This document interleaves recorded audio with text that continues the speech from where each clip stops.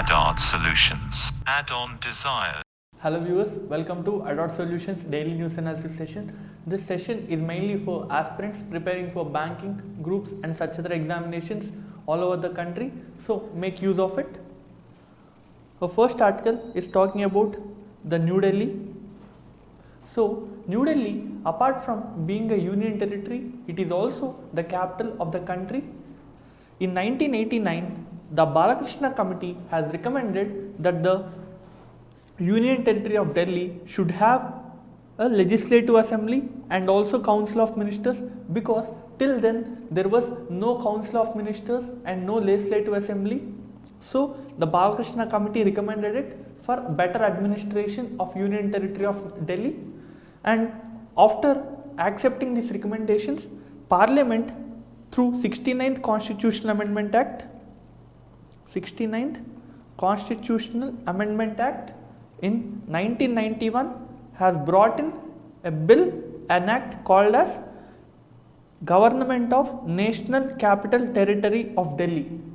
So through this act, the Parliament has brought in legislature and also the Council of Ministers for Union Territory of New Delhi. But this assembly, this legislative assembly can make laws on all state and concurrent list subjects except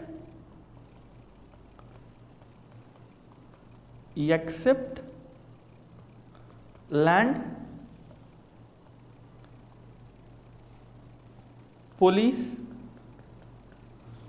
and law and order.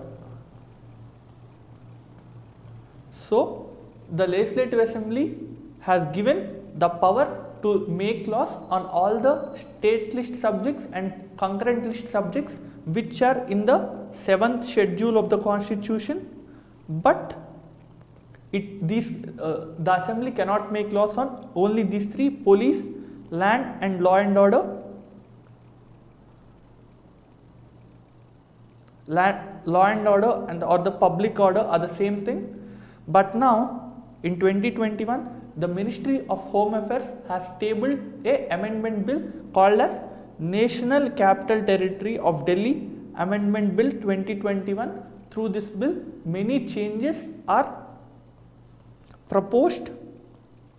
As this bill has not become an act yet, we will not discuss about the various provisions of this bill. Once it gets ratified, once it gets signature from the president, it will become an act, and then we will see the provisions of this bill. Next, there is an article in the Hindu talking about India and Taiwan.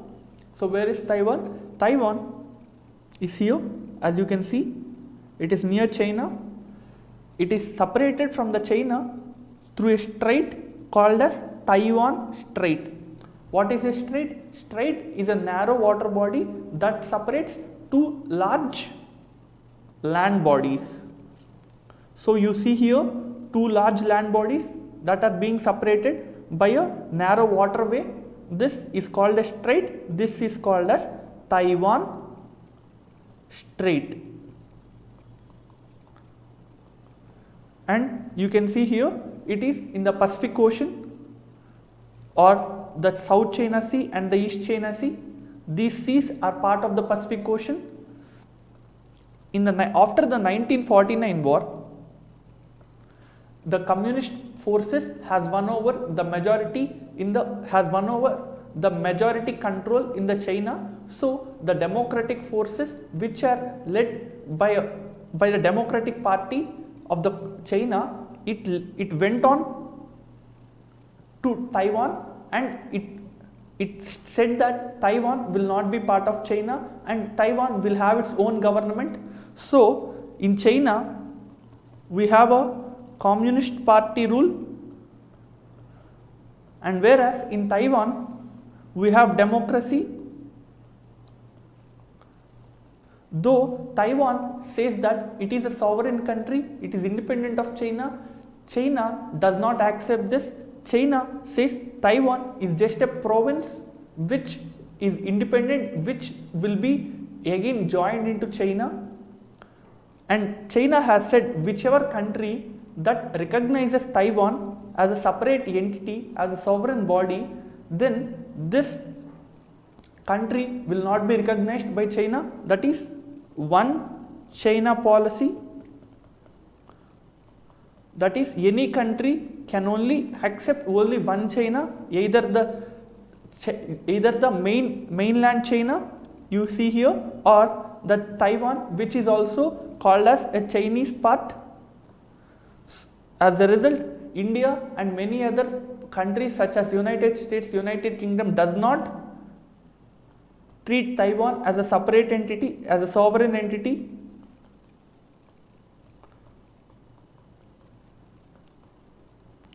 So what is the capital of Taiwan? Taiwan's capital is Taipei. As Taiwan is not recognized by many countries and it is recognized only by 15 countries, it could not become a member in the United Nations, it could not become a member of World Health Organization. Also, one thing you should note is Taiwan is the largest country economy wise and also population wise, which is not part of UN and World Health Organization. Next, there is an article talking about Sundarbans. Where is Sundarbans? In this image you can see the Sundarbans. It is divided between India and Bangladesh. Now we will see what are Sundarbans. Sundarbans are vast contiguous mangrove forest ecosystem in the coastal region of Bay of Bengal. You can see here, this is all Bay of Bengal. This is a mangrove system and it is spread over India and Bangladesh. Only these two countries have Sundarbans on the deltas of the Ganges, Brahmaputra and Meghna rivers. So on these three rivers delta areas, the mangroves are formed. This is between India and the Bangladesh territories. It constitutes over 60% of country's total mangrove forest area. That is, 60% of the total mangrove forests in India are located in Sundarbans region. Next, Indian Sundarbans was recognized by UNESCO World Heritage Site in 1897. UNESCO World Heritage Site has recognized it in 1987, and in 2019 the Ramsar Convention has given the tag of wetland of international importance to the Sundarbans. So these are all various points which you should keep in mind while appearing for any examination, that it is a UNESCO World Heritage Site, it is also recognized by the Ramsar Convention, and it is nearly 60% of the total mangrove forest area in India, and river Ganges, Brahmaputra and Meghna form these. Now we will see the significance. It is home to large number of fauna and flora, that is large number of birds, animals and trees which are endemic, which are rare, are hosting by Sundarbans. So Sundarbans also host some of the threatened species such as estuarine crocodiles, Royal Bengal tiger, water monitor lizard, Gangetic dolphin, olive ridley turtles. So these are some of the globally endangered species which are being hosted by the Sundarbans region. Next, Sundarbans is the only mangrove forest in the world which are inhabited by the tigers. We've seen here that Royal Bengal tiger lies in the Sundarbans region. So Sundarbans is the only mangrove forest in the entire world which are inhabited by the tigers. Next, we have an article talking about Covaxin First, what is Covaxin? Covaxin is a COVID vaccine which is developed indigenously. It is India's first indigenous COVID vaccine. It is developed by Bharat Biotech. So where is this Bharat Biotech located? It is located in Hyderabad, which is in Telangana. So Bharat Biotech developed this Covaxin with the collaboration of Indian Council of Medical Research and National Institute of Virology. So ICMR plus National Institute of Virology plus Bharat Biotech jointly collaborated and able to produce this Covaxin called as Covaxin. Next, in India also one more COVID vaccine is produced, that is Covishield. So who is producing this vaccine? In India, Serum Institute of India is producing it, but who developed this vaccine? It is developed by collaboration between AstraZeneca and University of Oxford. So University of Oxford and AstraZeneca jointly developed this vaccine, but this vaccine is produced by Serum Institute of India, as Serum Institute of India had entered into an agreement with these two firms to produce and to sell this vaccine to India and other countries. So where is Serum Institute of India located? It is in Pune, which is in Maharashtra. Also you should note that Serum Institute of India is the largest vaccine maker in the world. So it is largest vaccine maker in the world. Next, there is an article talking about OTTs. What are OTTs? OTTs are a shortcut for over the top. So over the top media service is a media service which are offered directly to the viewers through the internet. So I'll give you an example. You have Netflix, you have Amazon Prime, and also you have music streaming apps such as Saavn, Jio Music. So these all comes under the OTT platforms. These platforms, these applications provide their services, provide their media services to the users directly through the internet. Also, many other applications comes under OTTs such as messaging apps such as WhatsApp, Telegram, Skype, all that.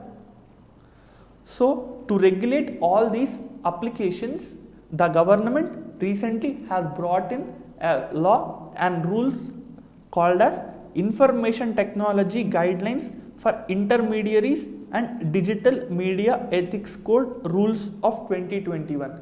So this was brought in by the government to regulate OTTs. So we seen OTTs which are movie streaming apps, music streaming apps, next messaging apps, and also digital news providers. We see way to SMS, we see InShots. So these all applications provide various services to the users directly through the internet. And one thing you should make a note is this new rules mandates that the OTTs should have a 3-tier grievance redressal system. That is, if any person who is a user of these apps has any concern with these apps, he can directly get his grievance redressed through all these 3-tier platforms. Next, there is a meeting between the Indus Water Commissioner of India and his counterpart. We'll see what is this Indus Water Treaty and what are these Indus Water Commissions. So Indus Water Treaty was a treaty signed between India and Pakistan. This treaty was mediated by World Bank. This treaty was mainly to divide the waters of the Indus water. After the partition, there are rivers which flow from India to Pakistan. So, to know how much water a country can use, a commission was formed, and this commission was called as Indus Water Commission, and this treaty, which provides for various provisions of the sharing of water between the two countries, is negotiated by World Bank. This treaty was signed in 1960, and this treaty says that in the image you can see 6 rivers. First is Indus, second is Jhelum, third is Chenab, fourth is Ravi, fifth is Beas, sixth is Sutlej. So this commission has, this treaty stated that for easternmost 3 rivers, which are Ravi, Beas, Sutlej, RBS, will be used by India completely. Westernmost rivers such as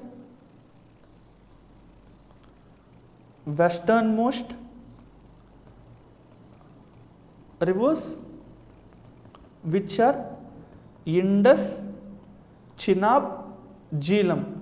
These three rivers water will be used by Pakistan, but there are exceptions that these waters, as they are flowing from India, that is, you can see even the Chenab, Ravi, Beas, all this water are flowing through India. The treaty has provided an exception that India can use waters of these rivers for irrigation and non-drinking purposes, and also for producing hydroelectricity. So we have 6 rivers, 3 rivers are given to Pakistan and 3 rivers are given to India. So this is the treaty, and the treaty mandates that the Indus Water Commissioners of the two countries should meet at least once in a year in alternative countries. That is, let's say if in 2021 the commissioners are meeting in India, in 2022 ideally they should meet in Pakistan. But from last 2.5 years, since the division of Jammu and Kashmir as Union Territories of Jammu and Kashmir and Ladakh, this treaty commissioners are not meeting. So after nearly 2.5 years, they finally met, and make a note of the name of Indus Water Commissioner, that is Mr. Pradeep Kumar Saxena. So he is our present Indus Water Commissioner. Next, there is an article talking about Israel. So where is Israel? Israel is near the Mediterranean Sea. It is bordering countries such as Lebanon, Syria, Jordan, Egypt, and its capital is Jerusalem. So here you see Israel, the white area, and here you see West Bank territories which are in the green. So West Bank territories are generally separated for Palestine, but Palestine is not recognized as sovereign country as of yet. And as we are talking about Israel, there's one thing you should note, that in 1967 Israel fought a war with Egypt, Jordan and Syria and also Lebanon. So in this war, Egypt won over all these countries in 6 days. So this war is also called as 6-day war. As Egypt won this war, as Israel won this war, Israel has occupied some of the territories of the neighboring countries with which this war is fought. So from Egypt, territories such as Gaza and Sinai Peninsula are occupied by Israel. In Syria, Golan Heights this territory of Syria are occupied by the Israel during this 6-day war, and East Jerusalem, which belongs to Jordan, is also occupied by Israel during this war. So in this image you can see Mr. Netanyahu. He is the current Prime Minister of Israel, and as he does not have enough majority in its parliament, he is again going for elections so that to win a majority and come back as the Prime Minister. Next we have an article talking about GST. We will not get into GST now. We will just see what are all the important items that are not included in the GST. Products such as alcohol, products of petroleum and electricity are not under the GST regime. So states will tax these products according to their own needs. So what are some petroleum products? It includes petroleum, diesel, aviation fuel, which is used in aviation industry. So these are some products which are not under GST regime now. Next we have a woman cricketer who has scored well in the recent cricket match. Her name is Shefali Verma. You can see in this image. So only thing you should note is Miss Shefali Verma is associated with the game called as cricket. So this is only one thing you should note. With this we come to the end of this session. Please inform your friends and other aspirants regarding this initiative of ADOT Solutions and make use of it. Thank you. Add-on solutions. Add-on desires.